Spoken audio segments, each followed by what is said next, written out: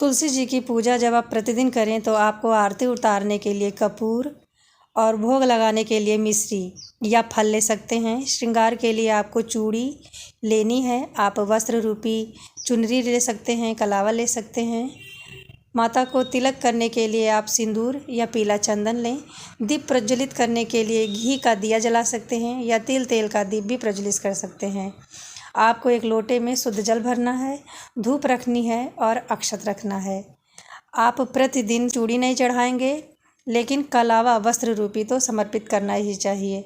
अगर प्रतिदिन फल नहीं समर्पित कर पा रहे हैं तो मिश्री दें। मिश्री भी नहीं है तो आप तुलसी जी को गुड़ का भी भोग लगा करके पुण्य फल की प्राप्ति कर सकते हैं।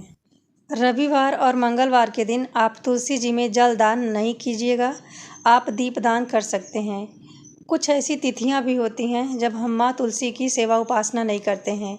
वह तिथियां हैं एकादशी की और अमावस्या की। तिथियों में भी आप तुलसी जी को जल दान नहीं कीजिए, लेकिन आप दीप दान कर सकते हैं। दीप दान करने से कोई दोष नहीं होता है। नमस्कार, जय श्री कृष्णा। कैसे हैं आप सब?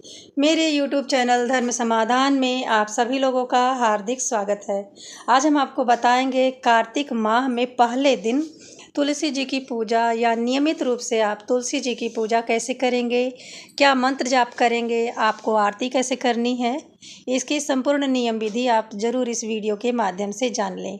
कार्तिक के माह में माँ तुलसी को भोर में ही पूजा पाठ करने का विधान है। सबसे पहले आप स्नान ध्यान करने के बाद में भगवान सूर्य नारायण को अर्घ्य प्रदान करें, फिर तुलसी जी को जल से सींचें। जल से सींचने के बाद में आप उन्हें चुनरी ओढ़ाएं। आप वस्त्र रूपी कलावा भी समर्पित कर सकते हैं। पहले दिन आपको चुनरी जरूर समर्पित करनी चाहिए, फिर जब अंतिम दिन होता है कार्तिक का, उस दिन भी आप चुनरी समर्पित कर सकते हैं। फिर थोड़ा सा अक्षत रख करके आपको दीप प्रज्वलित करना है। दीपक प्रज्वलित करने के बाद में आप माता तुलसी को आप फूल समर्पित करें। आप माता तुलसी को पीला चंदन भी लगा सकते हैं और सिंदूर भी लगा सकते हैं। जो कल्याणी माताएं होती हैं वह चंदन लगाती हैं और जो सौभाग्यवती महिलाएं होती हैं वह सिंदूर लगाती हैं। पूरा एक माह माता तुलसी को आप इसी तरह से ही सेवा पूजा कीजिएगा। माता को आपको अच्छे से श्रृंगार करनी है। आप माता की पूजा उपासना, तुलसी माता सुख सौभाग्य देने वाली हैं। आप जब जल दान करें तो कहें, महाप्रसाद जननी सर्व सौभाग्यवर्धिनी आदि व्याधि हरम नित्य तुलसी त्वाम नमस्तुते। फिर आप माता तुलसी को लाल रंग की चूड़ी समर्पित करें। यह कार्य आपको पहले ही दिन करना है। ये वीडियो हमें और पहले ही आपको देनी चाहिए थी, लेकिन पहले से एक वीडियो चैनल पे है, उससे आपको ज़रूर लाभ प्राप्त हुआ होगा। उसके बाद में आप माता को भोग प्रसाद समर्पित करेंगी। फिर आप धूप दीप से उनकी आरती करें।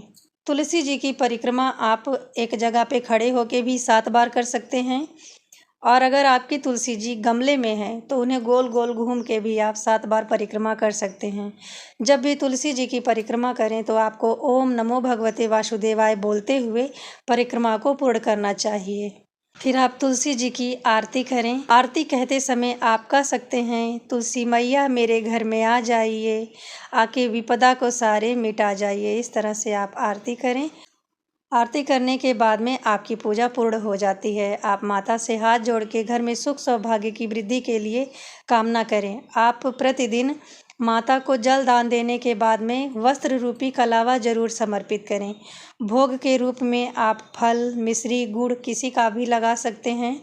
अब आप जान लीजिए, तुलसी जी की पूजा आप नित्य प्रति करते हैं तो आपको आवश्यक सामग्री पूजा पाठ की क्या क्या लेनी है। तुलसी जी की पूजा जब आप प्रतिदिन करें तो आपको आरती उतारने के लिए कपूर और भोग लगाने के लिए मिश्री या फल ले सकते हैं। श्रृंगार के लिए आपको चूड़ी लेनी है। आप वस्त्र रूपी चुनरी ले सकते हैं, कलावा ले सकते हैं। माता को तिलक करने के लिए आप सिंदूर या पीला चंदन लें। दीप प्रज्वलित करने के लिए घी का दिया जला सकते हैं या तेल का दीप भी प्रज्वलित कर सकते हैं। आपको एक लोटे में शुद्ध जल भरना है, धूप रखनी है और अक्षत रखना है। आप प्रतिदिन चूड़ी नहीं चढ़ाएंगे, लेकिन कलावा वस्त्र रूपी तो समर्पित करना ही चाहिए। अगर प्रतिदिन फल नहीं समर्पित कर पा रहे हैं तो मिश्री दें। मिश्री भी नहीं है तो आप तुलसी जी को गुड़ का भी भोग लगा करके पुण्य फल की प्राप्ति कर सकते हैं। तुलसी जी की सेवा पूजा आपको कार्तिक मास में ज़रूर करनी चाहिए। आप चाहें तो अपने घर के आंगन में भी माता तुलसी को रख के पूजा उपासना कर सकते हैं। आज हमने आपको इस वीडियो में तुलसी जी की पूजा सरल विधि से कार्तिक के महीने में करें, इसकी संपूर्ण जानकारी देने का प्रयत्न किया है। यदि इस वीडियो में दी गई जानकारी से आप ज़रा सा लाभान्वित होते हैं तो कमेंट बॉक्स में जय माँ तुलसी, जय श्री हरि विष्णु ज़रूर लिखें। मिलते हैं अगले वीडियो में, तब तक के लिए नमस्ते।